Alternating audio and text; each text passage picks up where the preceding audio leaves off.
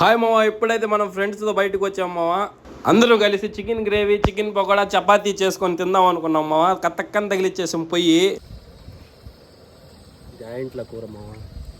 మనోడైతే పట్టు తగిలియడానికి ఎక్సర్సైజ్ కానీ చేసేస్తున్నాడు మావా. చికెన్ పకోడాకి కానీ పొయ్యి రెడీ చేసేసాం మావా కతక్కనే. అంతలో జాయింట్ల కూర కానీ రెడీ అయిపోయింది మావా. స్మెల్ అయితే దుమ్ము లేపేస్తా ఉంది మావా, అల్లాడిచ్చిందా. ఫైనల్ కొత్తిమీర దారి మీద నేనే ఉన్నట్టున్నా.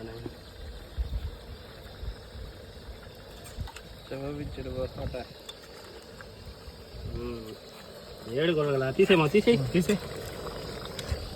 కళ్ళద్దాలు పెట్టి చపాతి మామూలుగా ఉంటుంది అన్నమాట. ఇంకా కూర అయితే సరిగ్గా కుదిరింది మావా. ఆ మసాలాల వాసన దట్టంగా తగులుతా ఉంది కతక్కని. టేస్ట్ మటుకు మన వాళ్ళందరూ అల్లాడించాం మావా. దుమ్ము లేపావు, డాబాలో కానీ దొరకదు ఇంత టేస్టీగా. మనతో ఎట్టుంటదే లేకపోతే. బా